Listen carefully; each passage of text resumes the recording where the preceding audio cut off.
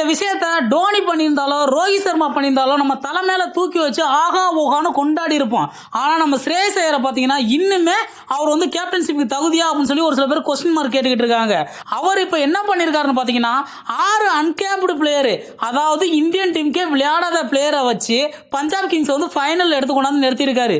Last சீசனில் பார்த்தீங்கன்னா அவர் கேகேஆரை செம்மையாக லீட் பண்ணி கப் அடிச்சு கொடுத்தாரு. ஆனால் ஒட்டுமொத்த கிரெடிட்ஸும் தூக்கிட்டு போனது யாருன்னு பார்த்தீங்கன்னா கௌதம் கம்பீர். இந்த சீசன்ல அந்த மாதிரி எதுவும் நடந்துடாம ஸ்ரேயஸருக்கு வந்து ஃபுல் கிரெடிட்ஸ் கொடுக்கணும் அப்படிங்கிறத நானும் சொல்றேன். இப்படி ஒரு கேப்டனை இந்தியன் டீம் வந்து எந்த காலத்திலையும் மிஸ் பண்ணிடக்கூடாது அப்படின்னு சொல்லி தான் நான் எதிர்பார்க்கிறேன். கண்டிப்பா ஸ்ரேயஸ் ஐயரை பார்த்தீங்கன்னா மக்களின் கேப்டன், கூல் கேப்டன் சொல்லிட்டு எல்லாருமே அக்செப்ட் பண்ணிக்கிட்டாங்க, எக்ஸப்ட் பிசிசியை தவிர. அவங்க அரசியலுக்கு ஸ்ரேயஸ் ஐயர் பலிகாடு ஆயிடக்கூடாது அப்படின்னு சொல்லி தான் நான் ஆசைப்படுறேன். கண்டிப்பா ஒரு நாள் அவர் இந்தியன் டீமை லீட் பண்றதுக்கு வந்து நிப்பாரு. அன்னைக்கு வேற ஆப்ஷனே இல்லாம இந்தியன் டீமை அவர் கையில கொடுப்பாங்க அப்படின்னு சொல்லி நான் எதிர்பார்க்கிறேன். நீங்க ஸ்ரேயஸ் ஐயர் கேப்டன்ஷிப் பத்தி என்ன நினைக்கிறீங்கிறத கமெண்ட் செக்ஷன்ல பதிவு பண்ணுங்க. பாய் பாய்.